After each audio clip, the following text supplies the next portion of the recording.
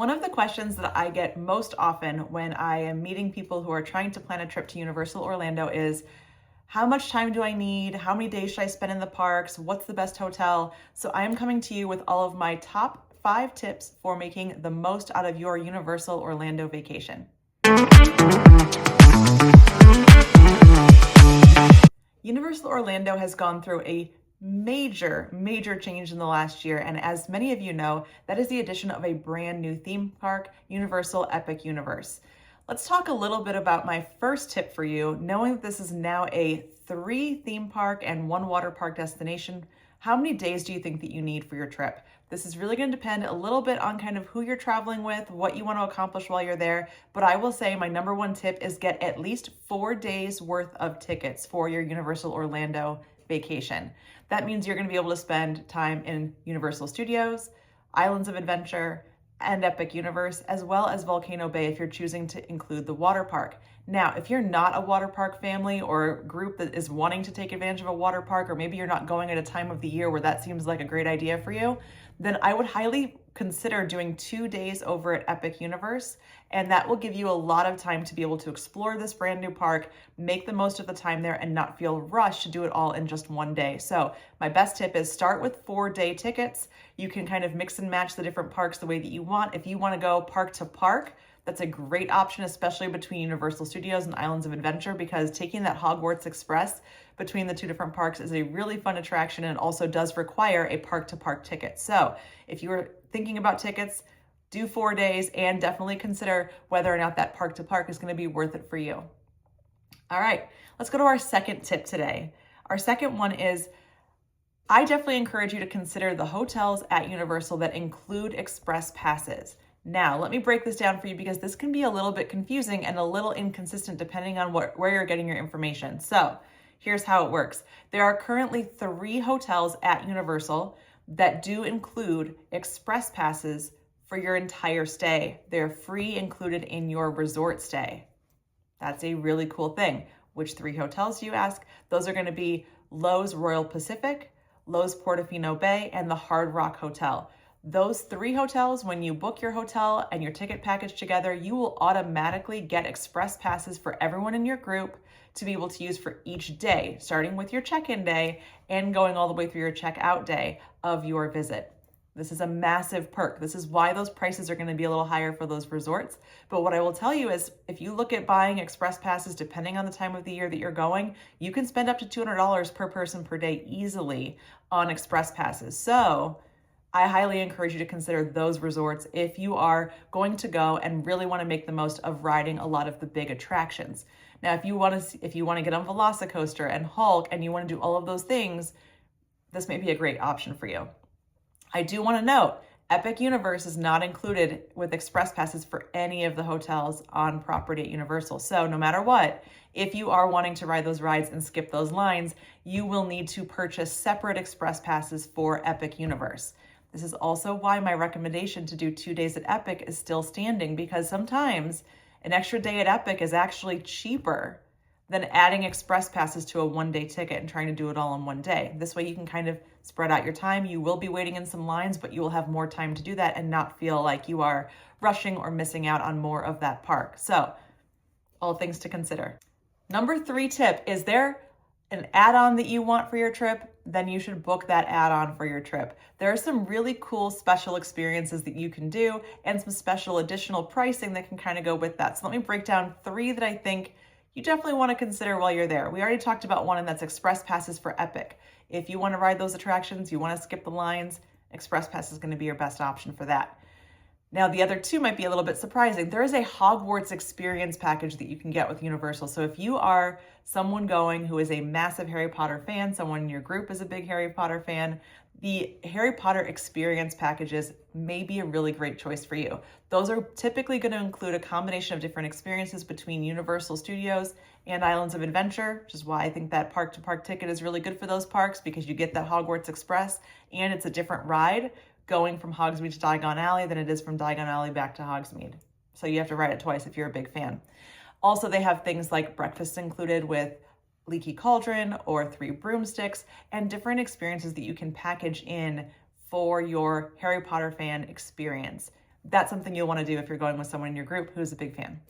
The third add-on that I think is absolutely worth it is over at Epic Universe, and that is going to be your power-up bands. You do not need to purchase these in advance of your trip. You can get them when you are at a hotel at Universal or in the park that day, but the power-up bands are definitely going to make the experience for you if you are going to spend some time over at Super Nintendo World.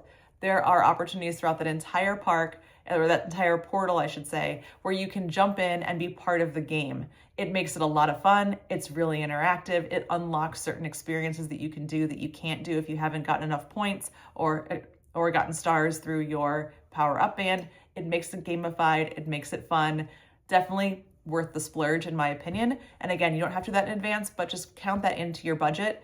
Those can run up to almost $50 for each power-up band, but you can use them every time you go to the park, very similar to the wands that you can get in Harry Potter World.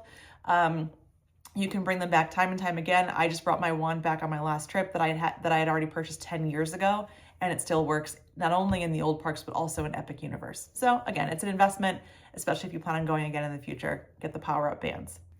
The fourth thing that I want to share in terms of tips for Universal is consider your resort based on transportation. There are a lot of different resorts to choose from at Universal, and some of them have bus-only transportation, some of them are very large, some of them are a little smaller, and some will have things like water taxis or walking paths to take you to some of the parks, and that can be a really helpful insight when you're choosing the right hotel for you. Now, for example, if you're planning on staying at Epic Universe and doing a lot of time there are going to be three main hotels that you're going to choose from. Number one is the Helios Grand Hotel. This is a gorgeous hotel. It is located literally inside of Epic Universe. You do need a park ticket to go into the park with a private entrance from Helios, but it is stunning. This is going to be the top tier quality that Universal offers for their hotels. You can get special rooms. There are kids suites that are themed to Isle of Berk and How to Train Your Dragon, which is a great idea. They also have theme park view rooms, so you can open up those curtains and floor to ceiling windows will open up right into Epic. That is a gorgeous, stunning view. There's also crazy awesome rooftop bar and kind of patio space that you can go up to and enjoy the nighttime lights over at Epic. Now, if you're not looking at that signature budget, you have Stella Nova, which is a fantastic prime value resort that you can check out. This one is going to be located about a 5-minute walk from the entrance to Epic. So if you're looking at wanting to be close, not really relying on the buses as much, then Stella Nova is a great choice. It's a brand new hotel, very fresh, very clean. It's all themed to the cosmos and the stars in the galaxies and all of those things. So it is very bright, airy, and a very easy access point to the park if you're going to Epic a lot. The third hotel is Terra Luna, and this is literally a copy of Stella Nova. The only difference is it's themed to more of the planetary elements in the universe, not the stars. So it's a little bit of different color palette, but they are going to be the exact same room category, standard rooms, 2 queen beds, sleep up to 4. And this one is a short bus ride over to Epic. So those 3 hotels are going to put you right around Epic Universe. If you're going to spend most of your time there, those may be a great option. Now, if you want to be near City Walk and the other 2 parks, you've got some really interesting choices here. There's a lot of hotels, a lot of range. I will say the larger hotels, think Cabana Bay, Dockside and Surfside Inn, those are going to rely on bus transportation to get to any of the parks, and sometimes you'll be waiting for long lines depending on the time of day, especially if it's the morning and you want to go to the parks. These are very large resorts with a lot of rooms and a lot of people, which means a long line for the buses.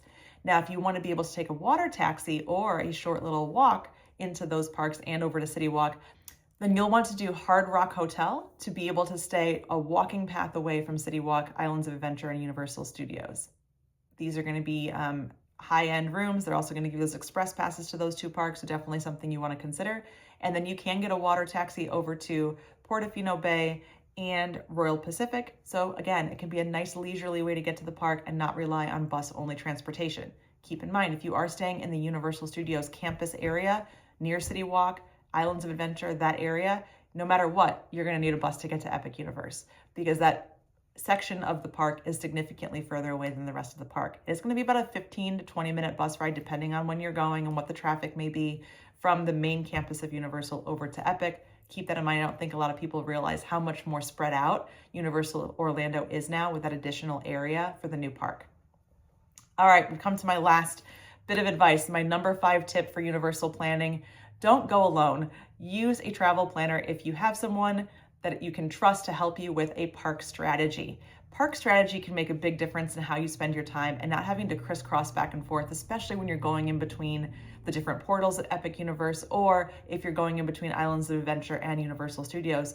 Having an idea of those maps and kind of a loose game plan of how you want to approach your day can make a big difference in how much time you spend walking back and forth and how much time you get to spend really just enjoying the experience of being in the parks.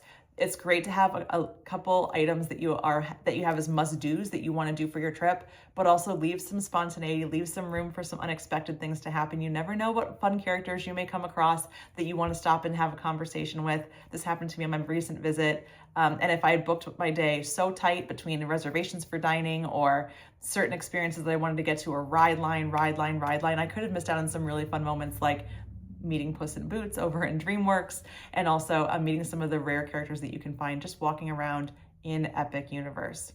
So those are my tips, top 5 for making Universal a little less daunting and a little easier when you're planning. If you'd like any help planning your trip, let us know. Be happy to help you. And make sure that you like and subscribe to my channel for more information about your Disney, Universal, cruise, and other travel plans and recommendations. Thanks for watching.